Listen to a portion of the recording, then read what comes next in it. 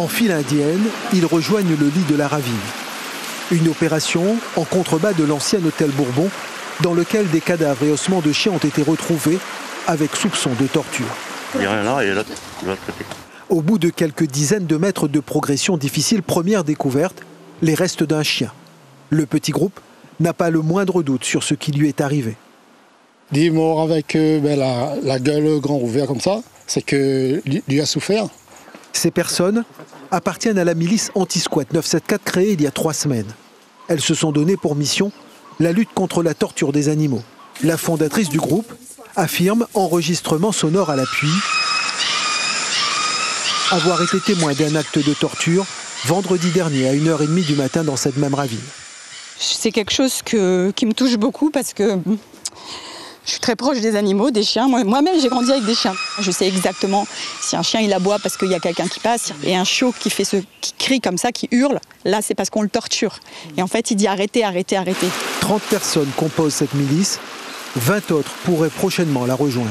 J'ai 6 chats à la maison et moi, quand on me parle des animaux, mon cœur flanche quoi. Moi, je ne peux pas tolérer ce genre de pratiques parce que nous, dans notre temps, quand on était gamins, on ne s'amusait pas à torturer les chiens. Ils justifient leur existence en parlant d'inaction des pouvoirs publics.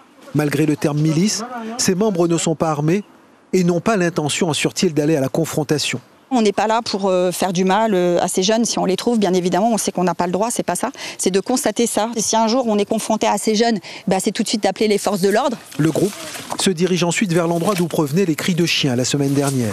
Ah, j'entends un chiot. J'entends un chiot pleurer. Allez, mes petits bébés. Bon, chacun en prend un. 9 chiots au total. Là encore, la milice est sûre d'elle. Monsieur, depuis 2016, il y a des témoignages. Depuis 2016, on sait qu'ils torturent les chiots dans la ravine.